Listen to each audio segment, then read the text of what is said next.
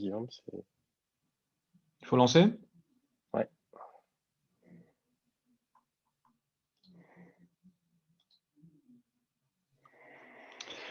Bonjour à tous. Je pense que la présentation commence. Alors, le sujet de cette présentation sera les best practices pour les Dedicated Pools SQL Server, donc anciennement appelé SQL DW, dans Azure Synapse Analytics. Alors, un petit mot sur QBark, la société que j'ai créée il y a environ 6 ans maintenant. Donc, pour la plupart, nous sommes des anciens de Microsoft, experts sur SQL Server, MSBI, la data.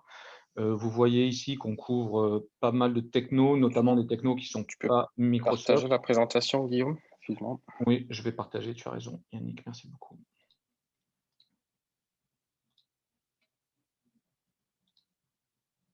Tac. Voilà, ça charge. Donc, voici un petit peu les technos que nous couvrons. Le cœur de métier reste la data et principalement les technos Microsoft. On est notamment partenaire Gold Microsoft. Donc, les intervenants d'aujourd'hui, c'est moi-même, Guillaume Kiffer.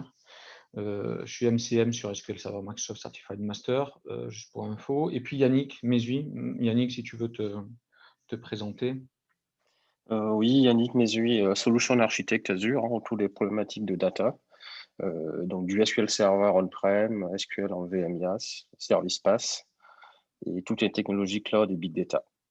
Voilà, donc j'ai passé 4 années chez Microsoft avec Guillaume, sur les problématiques de performance SQL Server. Voilà. Merci Yannick. Alors le sujet d'aujourd'hui, ça va être ce qui est entouré en rouge, là, parce que vous savez certainement que Synapse Analytics est en fait un environnement dans lequel il y a beaucoup de briques. On n'aurait pas assez d'une heure pour couvrir les best practices pour toutes les briques, parce que vous voyez qu'on peut faire de l'intégration de données, il y a un studio, on peut faire du Spark dedans maintenant. Nous, on va se cantonner donc aux best practices de ce qu'on appelait avant le Data Warehouse, ce qui est maintenant appelé un Dedicated SQL Pool. Il faut bien savoir que cette technologie est loin d'être nouvelle, puisque Microsoft s'est mis dans PDW, qui était le parallèle Data Warehouse, il y a plus d'une dizaine d'années. Nous, lorsqu'on était chez Microsoft, on nous a d'ailleurs proposé, si on voulait s'orienter plutôt là-dessus et être dédié à des grands comptes qui voudraient faire du MPP, du parallèle processing, pour des gros volumes de données. Ça a donné la suite à SQL DW dans Azure. Et puis maintenant, le nouveau nom, c'est Dedicated SQL Pools, qui est une brique de Synapse Analytics. Donc, je vais couvrir quelques concepts dans un premier temps, puisque je vais les utiliser par la suite. L'architecture logique du Data Warehouse SQL, donc il y a d'abord un nœud de contrôle qui est en gros le cerveau de SQL Data Warehouse. Donc, il y a le moteur SQL Server qui est installé sur ce nœud. Et puis, ce nœud de contrôle, il va contenir une copie. En gros, c'est le shell des bases de données, donc les métadonnées, les statistiques, etc. C'est lui qui est le visage apparent. Et ensuite, il y a des nœuds de calcul. Donc, le nœud de contrôle va donner la main à des nœuds de calcul qui eux-mêmes ont SQL Server d'installer et qui vont contenir une tranche. Vous pouvez voir ça comme une tranche de la base de données. Pour faire une analogie avec SQL Server, pour ceux qui ont été formés sur SQL Server, on aurait un petit peu un file group qui serait découpé en plusieurs fichiers. Voilà, on peut voir ce découpage comme ça. Et ensuite, il y a DMS qui est Data Movement Services, qui est un petit peu la recette secrète du Data Warehouse, qui va déplacer les données selon les besoins et ce qui va permettre d'exécuter ces opérations en parallèle entre les nœuds de calcul. Le nombre de nœuds de calcul est désigné par le niveau de service pour lequel on paye. Et bien sûr, plus on va avoir de nœuds de calcul, plus on va payer cher. Donc là, je vous mets, il faut que je pousse parce que je me suis... Voilà. Donc, on voit un petit peu les différents niveaux de service. Donc, par exemple, le plus bas, c'est DW 100. On aurait un compute node. Il faut aussi bien savoir que par défaut, et c'est le cas quel que soit le niveau de service, une base va être découpée en 60 bases de données sous-jacentes, ce qu'on appelle les distributions. Donc, si on a un compute node, on a 60 distributions, ce qui fait 60 distributions pour le compute node, et on aurait 60 Go de mémoire pour ce compute node. Si par exemple, on passe en DW 1000, ben, on aurait 2 compute nodes, et on aurait 30 distributions par nœud de calcul, et on aurait 600 Go de mémoire par compute node. Et puis, si on est tout en bout, et donc c'est le maximum, à 30 000, ici on a 60 compute nodes, et comme on a 60 distributions, ben on n'a qu'une distribution par compute node. Ici on aura 18 TB de mémoire pour chaque compute node. Donc là on est quand même dans des grosses volumétries, des gros besoins. En termes de worker threads, donc de threads qui vont attaquer le stockage pour aller lire les différentes distributions, ben si on est en plus petit niveau de service, donc en DW100, on a un worker thread. Si on est en DW600, ben on va en avoir 6, et etc., etc. Vous avez compris le principe. Donc la première recommandation, c'est de bien choisir la méthode de distribution de table. Il y a 3 méthodes: répliquer, round robin, qui est le défaut, et hash. Répliquer, ça va être très bien pour les petites tables de moins de 2 Go. Donc ça va être très bien pour les tables de dimension. Imaginons qu'on ait une dimension de temps, par exemple, une dimension client, avec pas beaucoup de records, donc moi on est à moins de 2 Go. Et bien, plutôt que d'avoir à aller chercher les données dans les différentes distributions, on va les répliquer sur tous les nœuds de calcul. Ensuite, il y a le défaut qui est round robin. Donc ça va être très bien pour les tables temporaires ou les tables de staging. Si toutefois, on constate qu'on a des mauvaises performances et qu'on voit dans les plans d'exécution, et on fera un petit peu des démos, on analysera un plan d'exécution ensemble, et qu'on voit du shuffle où il y a déplacement de données et que ça devient un goulot d'étranglement, ben on va se poser la question de est-ce que ce ne serait pas mieux de faire du hash avec une clé de distribution. Et dans ce cas-là, on n'aura plus ces shuffles, en tout cas, ce sera minimisé. Et ça va être très bien typiquement pour les grandes tables de dimension et surtout pour les grandes tables de faits. Donc là, ça va être, imaginons on a une table de faits avec les cells, et bien on va avoir notre table cells en hash, et par contre, la table de dimension sera en round robin, par exemple. La table de dimension de temps de client sera en round robin. Comment ça se schématise dans un petit schéma? Ben, on aurait notre table de dimension là, de temps, de produit, store, client. Vous voyez qu'elles sont répétées sur tous les nœuds de calcul. Donc là, on est bien en distribution répliquée. Et par contre, la table centrale de fait cells, elle va être distribuée avec une fonction de hachage, comme ceci, entre tous les nœuds.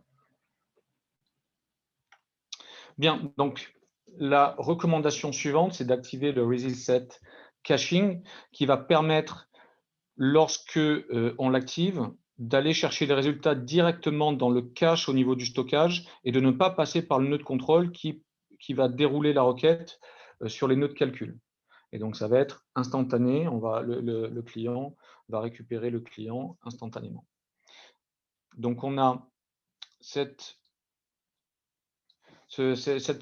commande alter database pour activer le set caching. On peut également, une fois que c'est activé au niveau de la base, on peut également l'activer ou le désactiver au niveau de la session.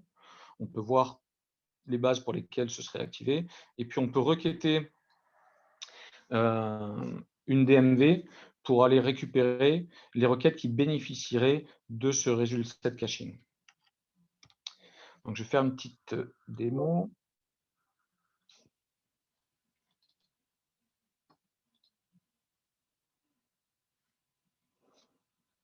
Donc, dans un premier temps, donc, vous voyez ici, je suis connecté à une base qui s'appelle SQL Pool 01. Donc là, je vais aller regarder les bases pour lesquelles ce serait activé. On voit que pour l'instant, ce n'est pas activé. Donc, je vais me placer dans la base master et je vais l'activer pour ma base SQL Pool 01.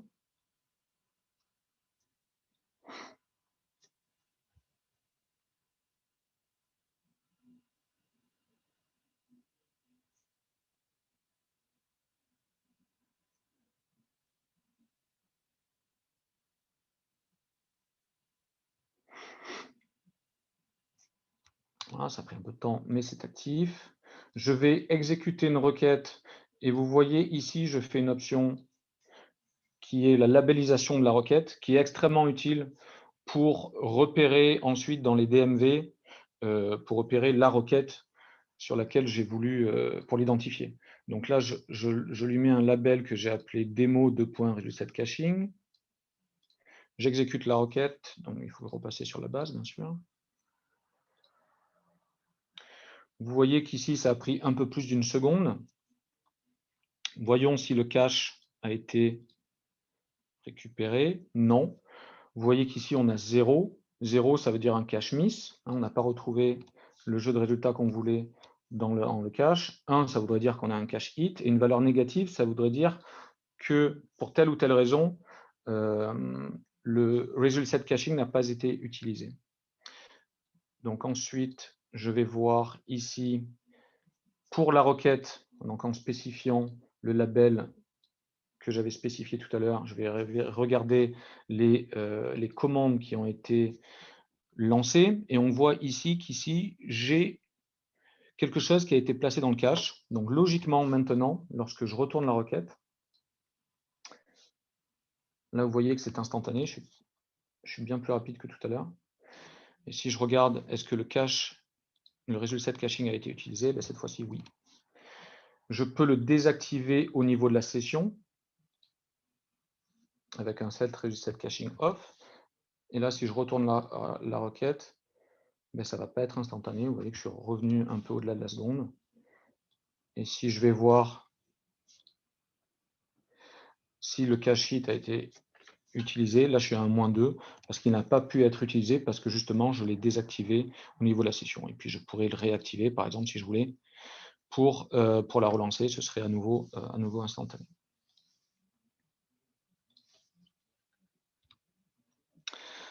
Reco suivante.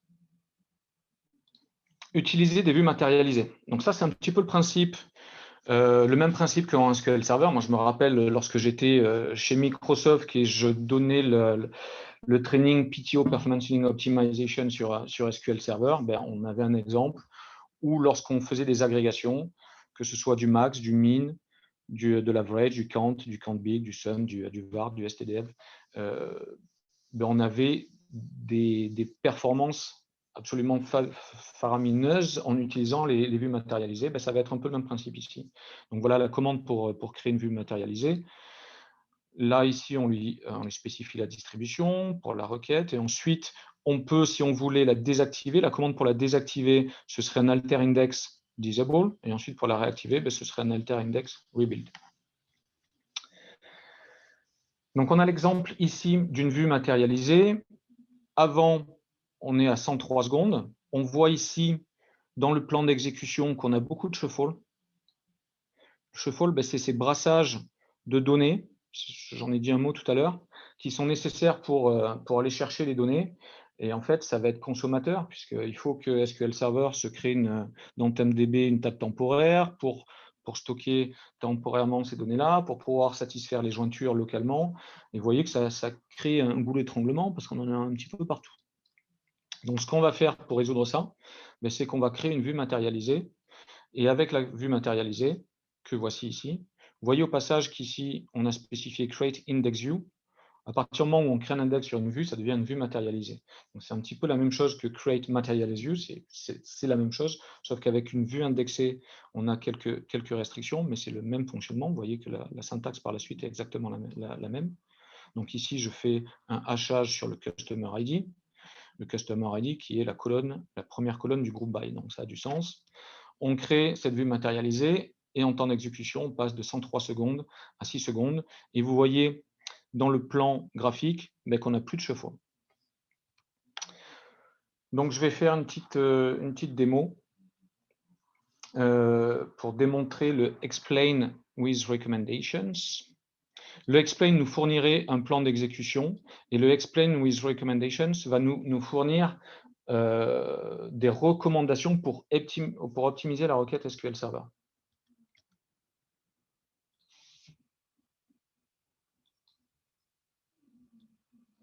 Donc, je vais récupérer cette requête-là.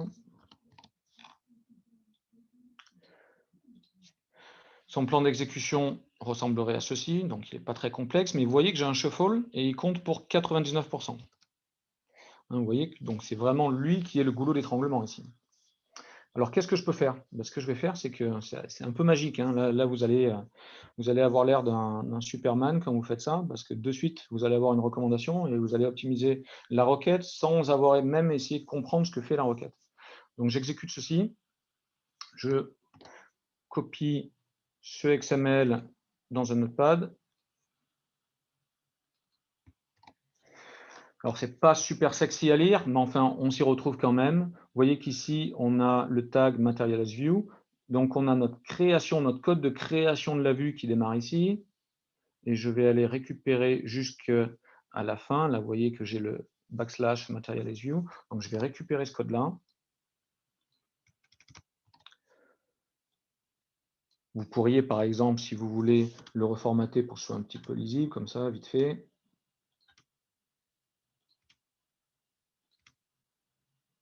Et là, de suite, ça se lit un petit peu mieux. Voilà, donc je crée ma Material as View. Potentiellement, je peux l'exécuter tel quel. Des fois, s'il y avait des erreurs de syntaxe, bon, il faut un peu repasser dessus. C'est typiquement lorsqu'il y a des alias, donc il faudrait lui remettre les alias. Ici, a priori, c'est bon, j'exécute ça.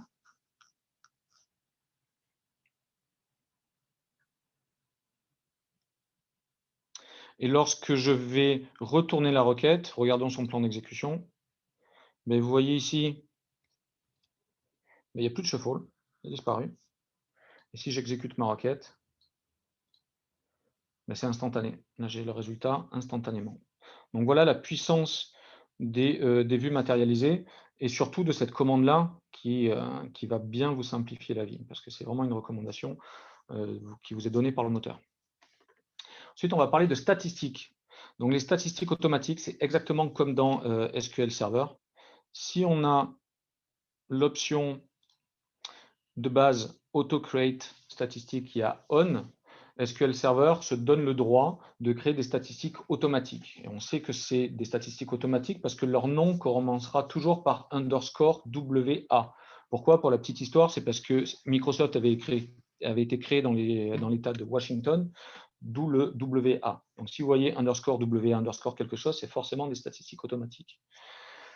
De la même manière, ils vont être mis à jour de manière automatique si cette option de base auto update statistique a été mise à on. L'algorithme de mise à jour ou de création, c'est en gros s'il y a eu 20% de mise à jour dans les données, SQL Server va mettre à jour les statistiques de manière automatique. Le problème, c'est que lorsqu'il va créer ces statistiques automatiques ou lorsqu'il va mettre à jour ces statistiques automatiques, il va le faire avec un échantillon. Et l'échantillon, potentiellement, ne va pas être suffisant pour que l'optimiseur, pour que le moteur calcule le plan d'exécution optimum.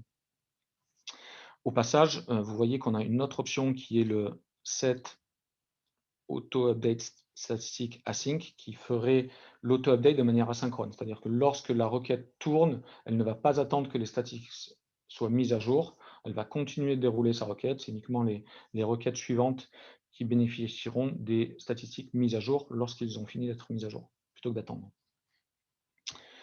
Donc la recommandation ici, c'est de créer des statistiques sur toutes les colonnes. Donc là, on n'est pas dans le cas de SQL Server où on va avoir principalement des statistiques sur les colonnes indexées. Ici, dans Synapse Analytics, on est en colonnaire, donc ça a du sens d'avoir des statistiques sur toutes les colonnes. Et lorsqu'on les crée, on les crée avec un full scan. Donc là, je vous ai mis un script, qui va créer des statistiques sur toutes les colonnes avec un full scan. Vous voyez ici le 2 et la spécification du full scan. Donc, si je vous montre à quoi ressemble le script. Pour info, si toutefois la presse ne vous était pas envoyée, parce que la plupart des scripts sont contenus dans la presse, contactez-nous, envoyez-nous un petit email et on vous enverra la presse qui contient les scripts. Donc là, vous voyez que vous avez la création d'une procédure stockée et ensuite vous avez l'exécution de la procédure stockée avec le paramètre 2 pour dire fais-le, crée les statistiques mais avec un full scan. Et de la même manière, on a la mise à jour des statistiques qui doivent être faites au moins en général une fois par semaine avec un full scan. Donc là, il y a deux scripts. Il y a ce script-là pour identifier les statistiques qui seraient obsolètes, puisqu'il va nous dire la date à laquelle les statistiques ont été mises à jour pour la dernière fois. Donc, par exemple, pour celui-là qui est un statistique automatique, je le vois parce que ça commence son nom par _WA. La dernière fois que ça a été mis à jour, c'était le 13, il y a 2 jours. Donc là, ça va, ce n'est pas catastrophique. Mais si ça faisait plus de 7 jours, il faudrait que je fasse tourner le deuxième script qui, lui, va aller voir si ça n'a pas été fait pendant les 7 derniers jours. Et dans ce cas-là, il va me pondre la commande que j'ai simplement exécutée avec le update statistique. Il va me spécifier avec un full scan.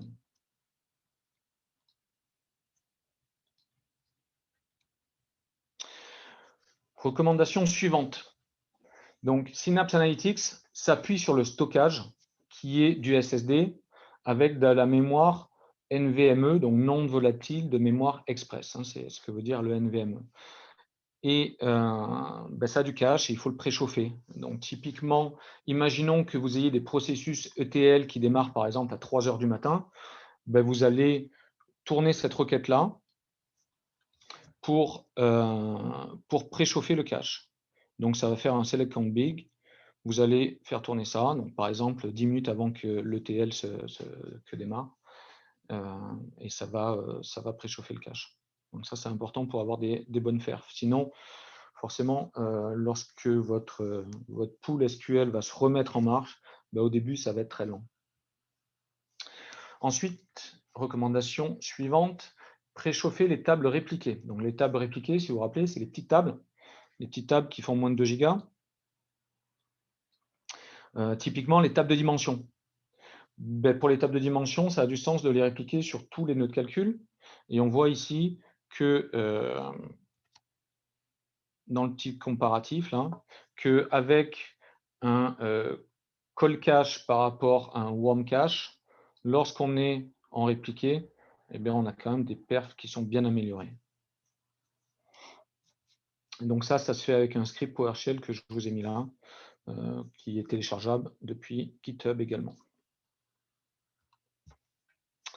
Ensuite, on va parler de classes de ressources. Donc les classes de ressources, c'est ce qui permet de mettre, ce qui nous permet de mettre un utilisateur ou un rôle dans une classe de ressources avec des ressources prédéterminées. Donc, on va voir, on peut afficher les classes de ressources avec cette commande-là. On peut mettre ici l'utilisateur load user, on le met dans une classe de ressources par défaut qui s'appelle large RC. Et si on veut l'enlever de cette classe, on fait un drop role member pour le load user de cette classe-là. Il y a certaines actions, certaines commandes qui ne vont pas rentrer dans cette classification. Donc, tout ce qui est DDL, création de table, alter de table, au niveau des statistiques des index, des explain, les select des DMV, truncate table, résultat de cache. Voilà, il y a certaines commandes qui ne rentreraient pas dans cette classification. Alors, quel type de classe il y a? Alors, il y a des ressources, des classes de ressources statiques, vous les voyez ici, et des ressources de classe dynamique. Par défaut, sachez que par défaut, on est dans la classe de ressources dynamiques small RC. Typiquement, les classes de ressources statiques seront très bien lorsqu'on a une taille de données, comme le nom l'indique, statique, fixe. Donc, par exemple, si on a un ETL et qu'on rajoute toujours le même volume de données, ça aurait du sens de le faire tourner dans une classe de ressources statique. À l'inverse, si on ne sait pas prévoir quelle requête on va faire tourner, quel volume de données on va traiter, on nous placerait dans un groupe de ressources dynamiques, donc plutôt ici. Je vous ai mis un snapshot dans une table, et c'est au niveau de service DW1000, les différentes caractéristiques des différentes classes de ressources. Donc, par exemple, si on était en small RC, encore une fois, au niveau de ressources 1000, on serait à 32 requêtes possibles concurrentes, chacune utilisant 3% de la mémoire. 3% par 32, on est en dessous des 100%, on est bon.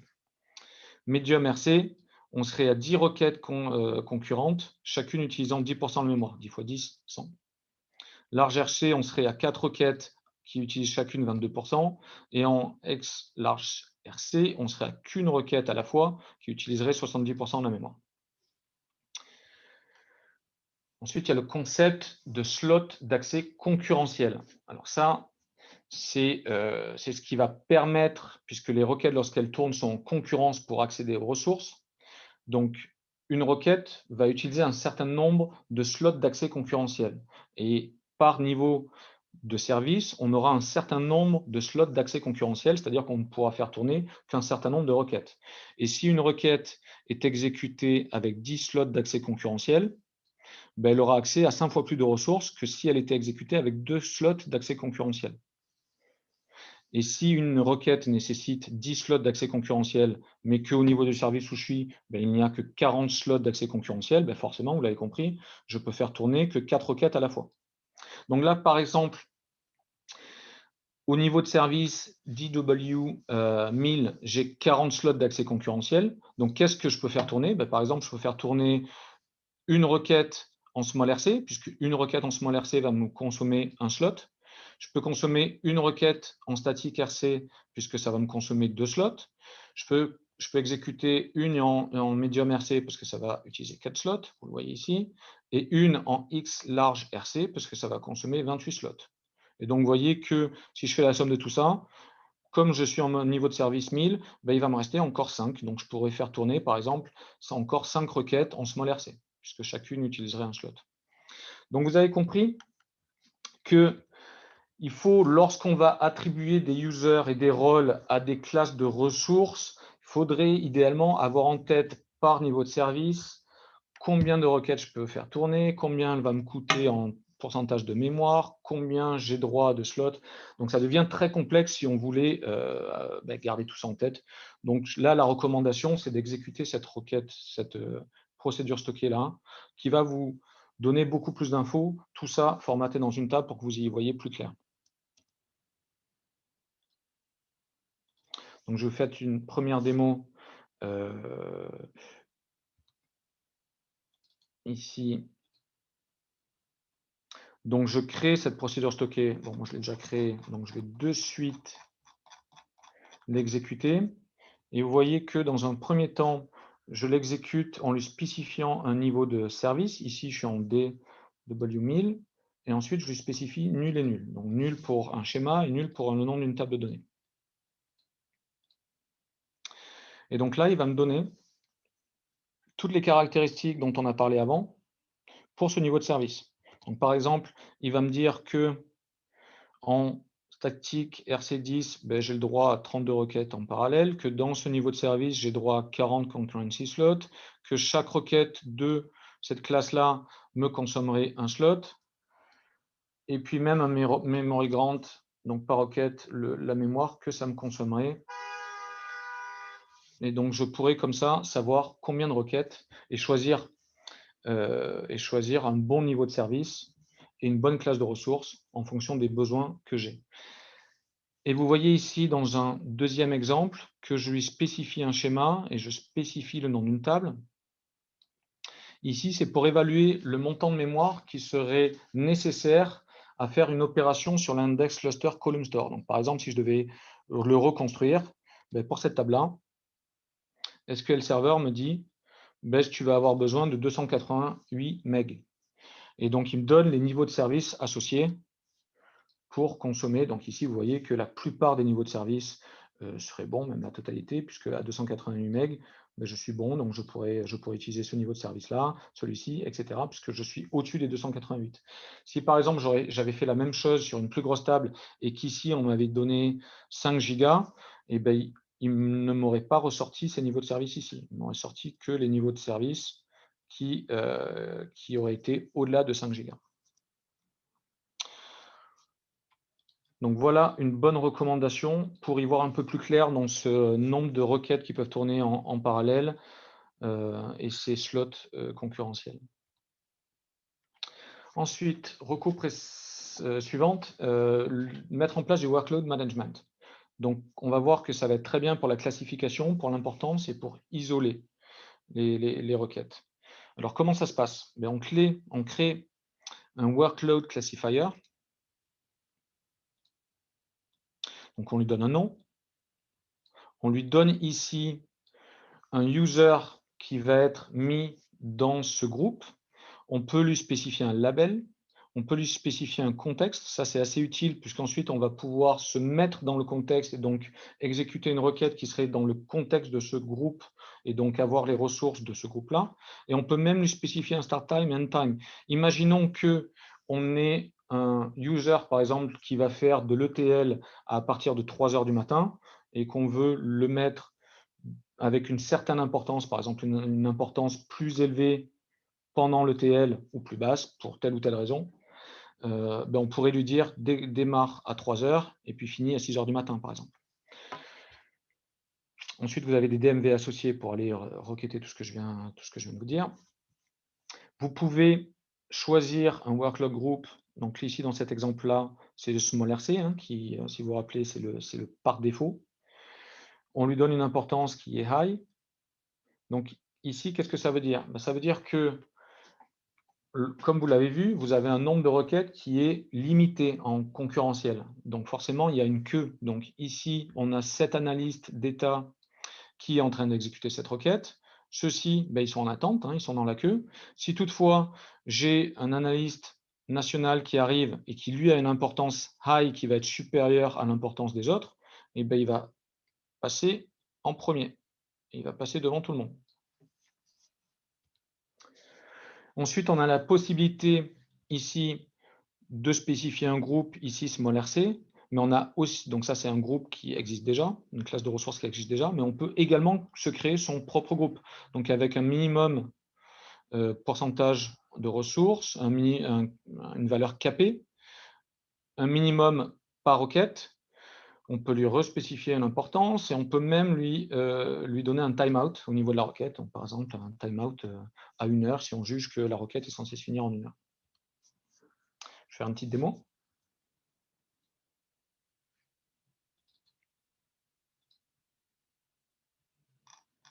Donc ici, je vais avoir 2 users, un qui s'appelle workload 01 et un qui s'appelle workload 02.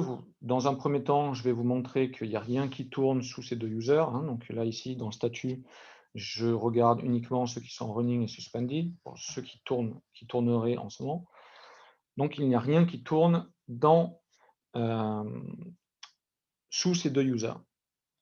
Donc je vais générer maintenant un petit peu d'activité. Ça, au passage, pour ceux qui ne l'ont jamais vu, c'est l'interface du Synapse Analytics. Si on a du temps en fin de présentation, pendant les questions, et s'il n'y a pas trop de questions, je vous montrerai un petit peu à quoi ça ressemble. C'est l'environnement dans lequel vous avez, en gros, tout ce dont vous avez besoin pour faire votre big data. Donc ici, pour revenir à ma démo, je vais générer, en lançant un trigger, je vais générer un petit peu d'activité qui va, si on va regarder ici, me lancer un workload d'abord en tant que le user 1 et l'autre, c'était en tant que user 2. Donc si je reviens et que j'exécute ceci, je vais voir un petit peu d'activité et sous user 1 et sous user 2. Très bien. Donc ce que je vais faire dans un deuxième temps, c'est que je vais créer un workload classifier pour que je vais appeler CEO et je vais mettre le workload 01 dans ce workload classifier. Ici, le groupe, je le mets en large RC et l'importance, je la mets en haute. Donc lui passerait devant tout le monde, c'est le CEO, c'est normal. Et puis dans un deuxième temps, je vais créer, juste pour l'exemple, je vais créer un workload group que je vais appeler reporting. Je vais lui mettre en minimum de pourcentage 26% et une fraction, un huitième de ceci par requête, donc 3,25. Donc je pourrais avoir 8 requêtes en parallèle. Tac.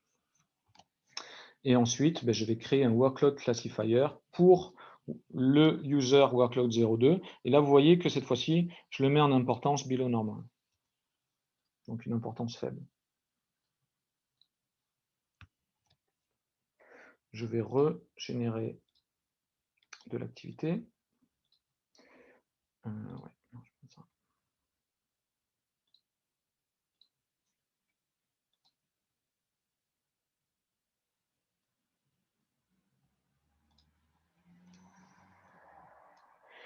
Je retourne pour voir un petit peu ce qui tourne. Est-ce que j'ai appuyé?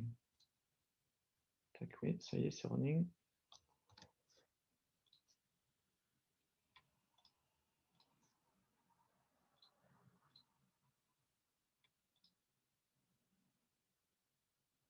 OK.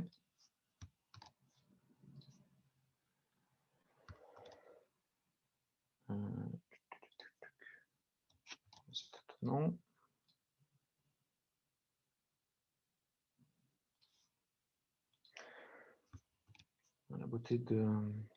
La beauté du jour J où mais il s'exécute instantanément. Alors que j'ai fait la démo tout à l'heure et ça fonctionnait très bien. Ah voilà, très bien. C'était instantané. Donc là, on voit un peu d'activité. Workload 01 est bien en groupe parce que le classifier lui a mis une importance high, on le voit bien en high. Et le workload 02, il est bien en importance below normal. Donc notre classification fonctionne bien.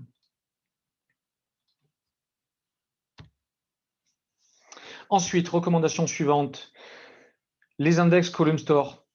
Idéalement, les ordonnées. On va perdre un petit peu lors de chargement de données. Vous voyez qu'ici, lorsque c'est ordonné, c'est un peu plus lent. Par contre, on va gagner énormément sur la consultation. Donc, en général, on va essayer d'ordonner les index column store. Ensuite, on va utiliser le partitioning lorsque ça a du sens. En range left pour les partitions de temps et pour les partitions numériques, pardon, et en range right pour les partitions de temps. Donc là, on va utiliser du partitioning. Ça va être vraiment pour les grosses tables. Il faut bien comprendre que par défaut, on a 60 distributions, comme je l'avais dit en tout début de présentation. Qu'on ait du partitioning ou pas, on a 60 distributions. Donc là, vous voyez que dans ma distribution 1, j'ai fait du partitioning, enfin j'ai bien mes partitions parce que j'ai fait du partitioning au niveau du mois. Donc je vais avoir ici le mois de février, le mois de mars, etc. Mais ceci se répéterait dans les 60 distributions. Donc, il faut bien faire attention à ne pas surpartitionner. Donc, au niveau du mois, ça va être très bien parce que ça va faire 60 distributions fois les 12 partitions. Mais si on était au niveau de la journée, voire plus granulaire encore, on aurait certainement trop de partitions.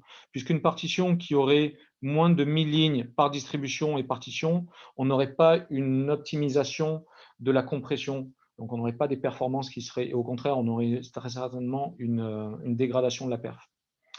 Donc, évitez de surpartitionner.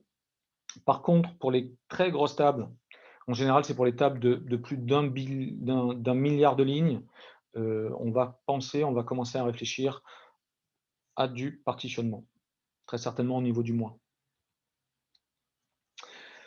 Recommandation suivante, utilisez les types de données les plus petits possibles. Donc là, vous avez par exemple un script qui vous permet d'identifier les types de données qui seraient en décimale. On ne va pas faire du décimal si on a besoin que de l'entier, par exemple. Recommandation suivante, puisque je vois l'heure qui tourne. Recommandation suivante, optimiser les index clusters. Donc ici, il y a un script qui va créer une vue qui s'appelle vColumnStoreDensity. Et lorsqu'on va l'exécuter, il va nous ressortir les lignes qui auraient par groupe de lignes compressées moins de 100 000 lignes. Puisqu'idéalement, il faut qu'on ait au moins 100 000 lignes par groupe de lignes compressées. Et si possible, être le plus proche du maximum qui est le 1 million. Donc là, par exemple, dans cet exemple-là, on voit que pour ces groupes de lignes ici, on est en dessous de 100 000. Et donc, notre script va nous donner ici l'alter index qui va bien pour reconstruire l'index column store pour qu'il soit compressé de manière optimale. Ensuite, mettre en place du cost saving. Donc, l'avantage de Synapse Analytics et du Dedicated SQL Pool, c'est qu'on peut le mettre en pause. Donc, s'il n'y a pas d'activité, autant le mettre en pause pour ne pas payer inutilement. Et en fonction du niveau de service, potentiellement, ça va être relativement cher Donc ici, vous avez des scripts qui vous permettent d'identifier s'il y a de l'activité en cours, s'il n'y a pas d'activité, le mettre en pause et avoir comme ça du cost saving en place. Et dernier recours, c'est mettre en place des fenêtres de maintenance. Donc vous savez que Synapse Analytics est un service PaaS, plateforme as a service, c'est-à-dire que c'est géré par Microsoft. Donc ça veut dire que Microsoft gère le réseau, le stockage, les serveurs pour vous. Donc typiquement, il va y avoir potentiellement de la maintenance. Par exemple, une application de service pack, de dernière build, de montée de version, etc., etc. Donc idéalement, il faut mettre en place des fenêtres de maintenance pour en gros dire à Microsoft, vous avez de la maintenance à faire, faites-le pendant la plage de maintenance que je vous ai donnée. Donc, typiquement, on va mettre une plage de maintenance qui va être, par exemple, le dimanche après-midi. On va donner une plage de maintenance entre 3 et 8 heures, même si dans la réalité, en général, la perte de connectivité va se limiter à 6 minutes. Mais autant que ces 6 minutes-là se passent pendant la plage de maintenance que vous avez décidé, et pas en plein milieu de la journée, un lundi matin, par exemple. Et j'en ai fini. Je crois que j'étais pas mal au niveau du temps. Et donc, ça fait place maintenant aux questions. Au passage, vous avez ici nos coordonnées. Si vous aviez besoin de nous envoyer des questions en offline et si toutefois vous ne receviez pas la présentation, envoyez-nous un petit email et on vous l'enverra dans un petit zip.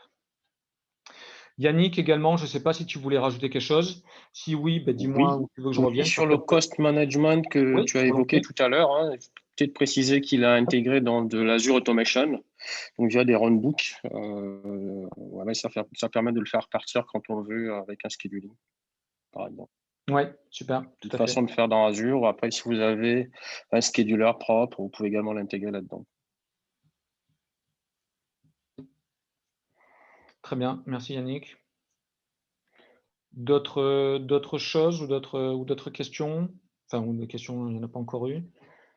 Mais Yannick, tu voulais rajouter d'autres choses, pardon? Plutôt des questions qu'on nous pose de façon générale. Oui. Là, tout à l'heure, tu parlais de Clustered Column Store Index sur les tables de fait, principalement. Oui. Est-ce qu'il y a lieu d'utiliser des non-clustered classiques, des index en row store? Tout à fait, donc des index traditionnels à côté des index Column Store. Est-ce que ça aurait du sens? Ouais, c'est une question qui revient souvent. Voilà, c'est la question, ouais. Si je nous la pose souvent. Tu veux y répondre, Yannick? Oui, globalement, la reco, ça va être sur les tables de dimensions. Donc, potentiellement rajouter effectivement de l'index classique en B-tree, parce qu'on peut imaginer une gestion de dimensions de type 2 où vous avez des updates, des petites choses comme ça à faire. Là, oui, potentiellement, vous pouvez rajouter du non-cluster d'index pour faire du ciblage. Par contre, sur les tables de fait, vu les volumétries qu'on a à brasser, vous embêtez pas avec ça, restez sur du cluster de column store index. Oui, j'avais également quelques questions qui reviennent souvent parce que certains clients sont un peu confus et comprennent pas trop. Dans Synapse Analytics, on a Apache Spark maintenant, donc ils ne comprennent pas pourquoi il y a Databricks dans Azure et puis il y a du Apache Spark dans Synapse Analytics. Alors, ce n'est pas la même chose. Il y a quelques différences et la plus grosse différence étant que dans Synapse Analytics et un pool Apache Spark, c'est du Apache 2.4, c'est du Spark 2.4 et Databricks, c'est en Spark 3.0. Donc, en termes de performance, Databricks est encore bien supérieur. Il n'y a aucun doute que Microsoft va se donner les moyens d'améliorer tout ça et puis de rattraper et de combler le retard. Mais potentiel, pour le moment, si on veut faire du Spark, Databricks va être quand même plus puissant que Apache Spark, mais c'est déjà très bien de pouvoir faire du Spark pour potentiellement les volumes qui seraient, si on n'avait pas des volumes extrêmement énormes qui nécessiteraient du Databricks, ça pourrait être suffisant dans Synapse Analytics. J'avais également comme question... Tout à fait. Ouais, pour préciser là sur ce que tu disais, Guillaume, c'est que depuis l'annonce faite par Satya Nadella jeudi dernier, donc sur la partie Synapse GA, effectivement, ils embarquent la version Spark 3.0 du coup, mais c'est le Spark open source. Donc effectivement, on n'a pas la R&D que tu mentionnais tout à l'heure, de Databricks, pour laquelle il y a des optimes, la R&D, c'est une version plus évoluée que la open source, quoi. Ouais. Mais globalement, vous partez déjà sur une bonne base avec un Spark complètement intégré dans le Synapse. Tout à fait. Autre question, c'était Power BI dans Synapse. Est-ce que ça remplace Power BI Desktop? Non, pas du tout. On peut connecter l'espace de travail Power BI dans Synapse, mais ça n'a rien à voir avec l'outil de création Power BI Desktop.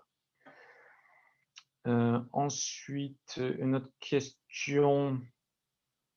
Est-ce qu'on peut importer, puisque par le passé, il y avait Azure SQL Data Warehouse, est-ce qu'on peut importer une base SQL Data Warehouse dans Azure Synapse?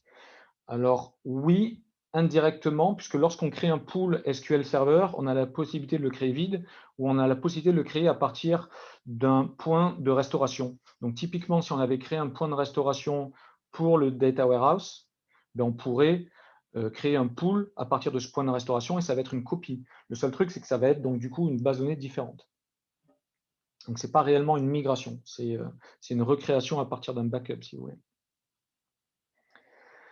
voulez. Ensuite, autre question, l'instruction Open Reset dans SQL Pool, non, l'instruction Open Reset, donc ça n'a pas été l'objet de cette présentation, mais on a un pool dédié qui est du SQL à la demande. Et typiquement, ça va être lorsqu'on fait de l'open reset pour aller regarder typiquement sur le data store. Sur le data lake, ouvrir des fichiers parquets. Et on va faire du SQL à la demande. Voici, alors je vais regarder.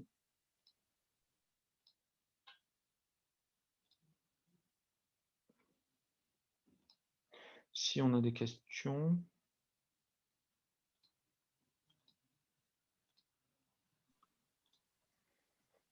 Oui, est-ce que tous les niveaux de service sont disponibles sur toutes les régions européennes? Oui, c'est une bonne question. Moi, je me suis mis en West Europe. Je crois qu'on n'a pas tout non, en France centrale typiquement, parce que j'imagine que la question c'est ça, est-ce qu'on aurait en France centrale? Eh bien, non, pas pour le moment. À moins que ça ait changé là très récemment. Yannick, je ne sais pas si tu sais, mais enfin, c'était dans les dernières semaines. Alors sur le Synapse Workspace, j'y ai depuis la semaine dernière, j'ai pas fait l'exercice, mais avant le 3, tu n'as même pas le Workspace du coup. Donc je sais pas si tu montes au V3. En tout cas, la semaine dernière, on ne l'avait pas en France centrale. On l'avait en West Europe par contre. Donc à regarder. Là c'est très facile d'avoir l'info chez Microsoft. Si vous voulez me contacter, je demanderai à Microsoft et je vous enverrai l'info pour savoir quand est-ce qu'ils prévoient pour France centrale.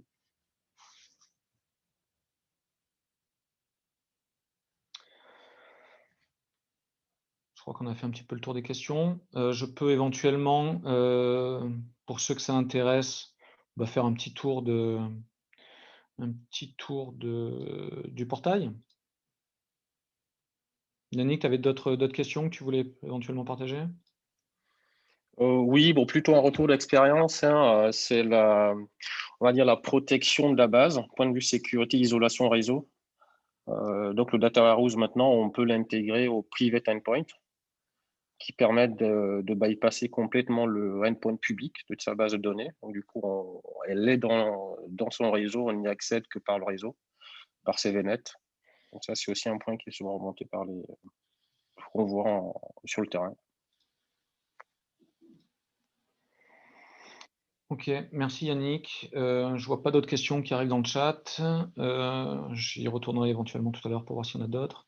Sinon, alors, je vous montre en vitesse un petit peu à quoi ressemble le portail pour ceux qui ne l'auraient pas vu.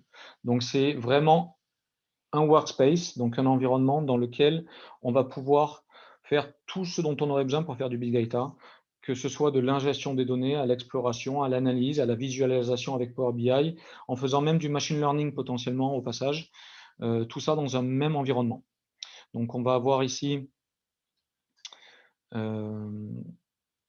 nos stockages, donc en blob storage, en Cosmos DB, en data lake storage Gen 2. On va avoir des intégrations de données. Donc, vous voyez ici que j'en ai par défaut quelques-uns, que ce soit pour du Cosmos DB, pour du Sapana. Je peux vous montrer tous les connecteurs, mais enfin, il y en a potentiellement beaucoup. Ici, si je fais un New Integration Dataset, vous voyez que je peux aller récupérer des sources qui seraient dans Azure, de type base, que ce soit de l'Amazon Redshift, de l'Impala, du Managed Instance, du DB2, enfin, on a plein de choses, hein. C'est vraiment énormément de connecteurs. On pourrait aller taper dans les trucs de type fichier, que ce soit dans du stockage Amazon ou du S3 Google Storage. Des protocoles génériques, on pourrait aller même faire du NoSQL avec du Cassandra, du MongoDB, etc. On pourrait aller même taper dans des services ou des apps existantes, que ce soit du Dynamics, du HubSpot, de l'Office 365, du PayPal, enfin voilà. Plein de choses différentes. Une fois qu'on a notre dataset, eh bien on peut, donc par exemple ici j'en ai un qui va attaquer du Cosmos DB, eh bien on pourrait créer un pipeline. Donc ici, notre pipeline, ça va être un petit peu, pour ceux qui ont l'habitude de Data Factory, hein, ça va ressembler à Data Factory. Donc je vais créer mon pipeline, par exemple, je vais essayer de faire une transformation une copie de données. Donc je vais ici aller taper dans la source qui serait mon Cosmos DB. Je vais aller en destination, spécifier ce que je veux, par exemple un autre container à côté, et puis faire une copie de données comme ça. Je peux vous en montrer des existants, par exemple. Donc ici, typiquement, lui, il va me copier depuis une source Cosmos DB vers un conteneur Cosmos DB. Je pourrais avoir du Sapana vers autre chose, aller récupérer, par exemple, des fichiers Parquet et pour les mettre dans un pool SQL pour ensuite faire de l'analytics. Voilà, donc ça, c'est mon intégration.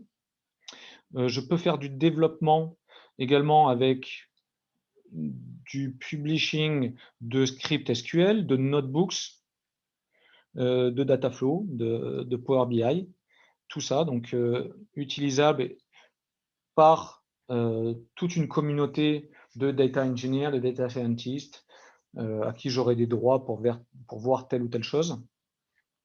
Ensuite, je peux monitorer donc les runs des différents pipelines. Donc, par exemple, tout à l'heure, c'est mes triggers là, que je vois qui ont tourné. Et ce serait la même chose pour les différents types d'activités. Et puis ensuite, dans Manage, je vais pouvoir voir mes pools SQL. Donc, je ne suis pas étonné ici. Je vois mon pool SQL dédié. Je vois mon built-in pour faire du serverless. Vous voyez également ici la taille que j'avais spécifiée pour mon pool. Donc, je suis en DW500. Je peux voir éventuellement les pools Spark. Donc ici, j'en ai un qui est défini entre 4V Core et 32 Go. Et puis, je pourrais voir mes link services que j'aurais définis pour aller taper dans du Cosmos DB, dans du Data Lake, dans du Key Vault, etc., etc. Mes triggers. Je peux faire la sécurité. Voilà, donc un environnement unique.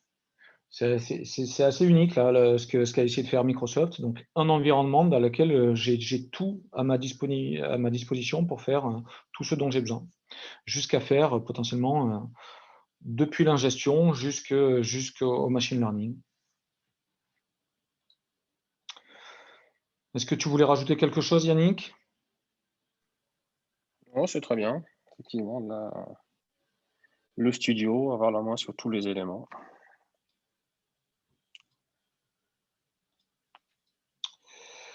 Ok. Alors, je vais quand même vérifier si je m'y retrouve. Mon Zoom est parti où? Est-ce que tu vois des questions? Je n'ai pas accès au chat.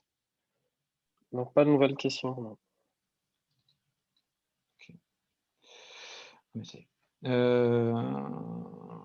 Bien, nous avons fini. Alors, je vais vous souhaiter une bonne fin de journée, enfin une bonne fin de salon de la data, parce qu'il y a encore des sessions derrière.